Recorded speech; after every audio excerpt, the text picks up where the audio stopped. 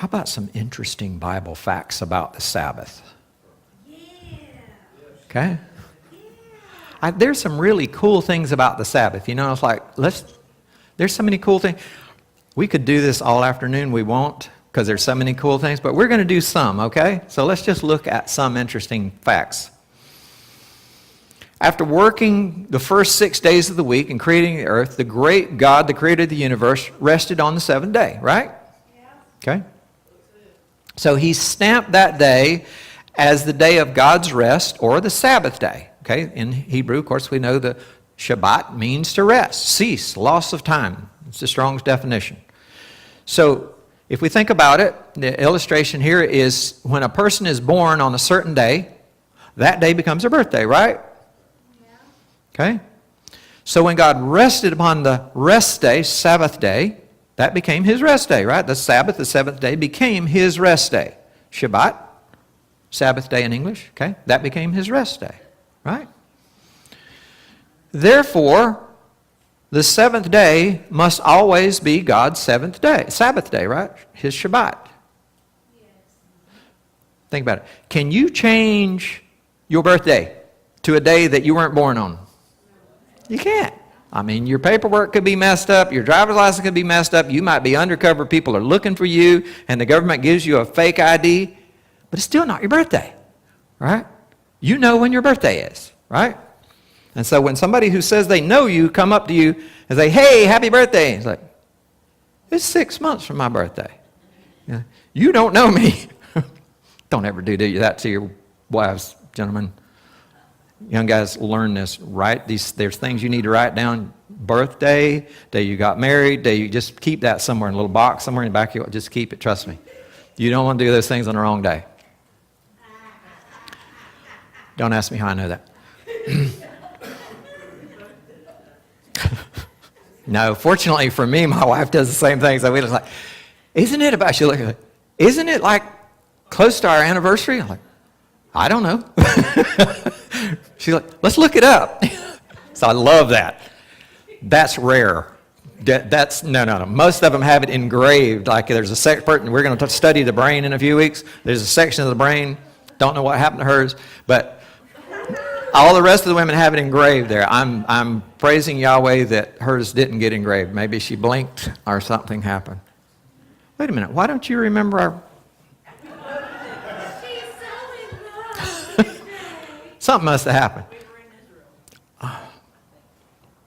Oh, okay. We were somewhere. We wasn't here. Okay. That makes sense. I'll buy that. That's a good story. We weren't here. But even if we did it on the wrong day, it wouldn't count, would it? I mean, it would count. We'd have fun, but it's still not the Memorial Day.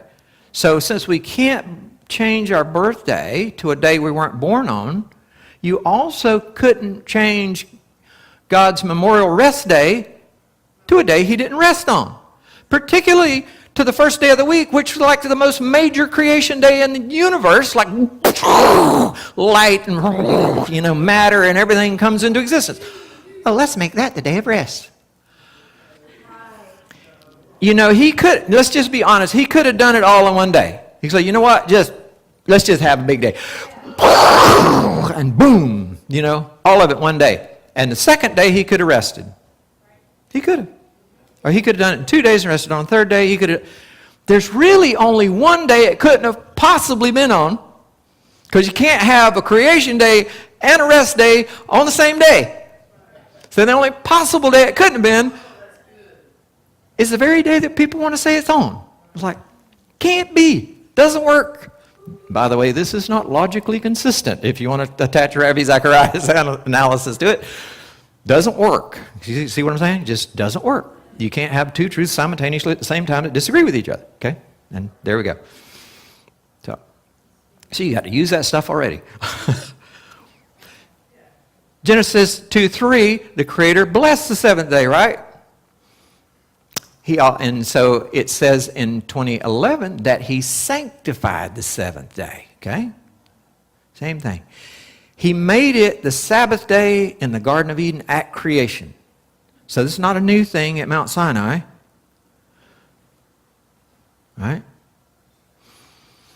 It was made, this is important, it was made, people say, well, that was just a picture, that was a shadow.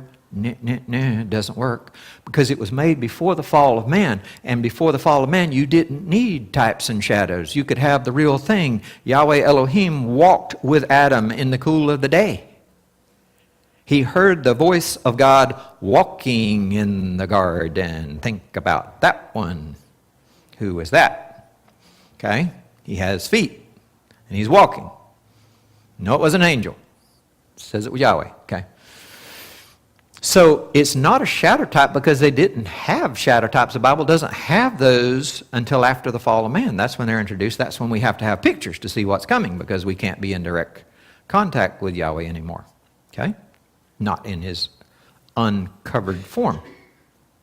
Okay? Yeshua says in Mark 2, that says that the Sabbath was made for man. Okay? And that word there means mankind. It's made for the race of man. And it's unlimited. Okay? It's made for all mankind. It's made for man, but which includes women. But it's talking about, obviously, it's taken about ish, man. Okay? So Gentiles, Jews, whoever. If you're breathing human, made for you. Okay? Because there's a consistent argument like, oh, that was made for the Jews. And this was made for... No.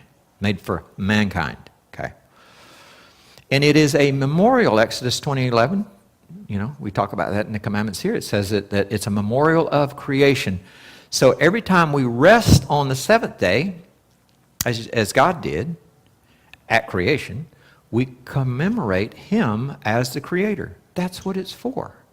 It's commemorating him as the creator. It was given to Adam, who is the head of all the human race. He's everybody. Everybody's great, however many exponentially, grandpa. He's our daddy. All our DNA goes back to him. Okay? Therefore, through Adam, the first parent of all, it is given to all nations. And these are all Bible verses. I mean, you can look it up, Acts 17. So it's not a Jewish institution. It was made 2,300 years before there was a tribe of Judah. That's right. So it can't be the Jews. Even though everybody says that. The Bible never calls it the Jewish Sabbath, but always the Sabbath of Yahweh thy Elohim. You know, I have people come up to me like, oh, I'm sorry, I know today's your Sabbath. I'm like, no, it's not. No. Bible says it is the Sabbath of the Lord your God. And they go, oh, okay. That's what it says. It's not mine. I'm just honoring it. It's his, which is why I'm honoring it. Why aren't you honoring, by the way?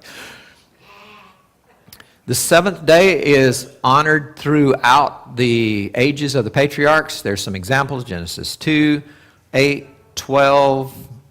I mean, it just keeps going. It's all through there. Keeps going. It's part of God's instruction, it's part of his law, it's part of his foundation stuff before Mount Sinai.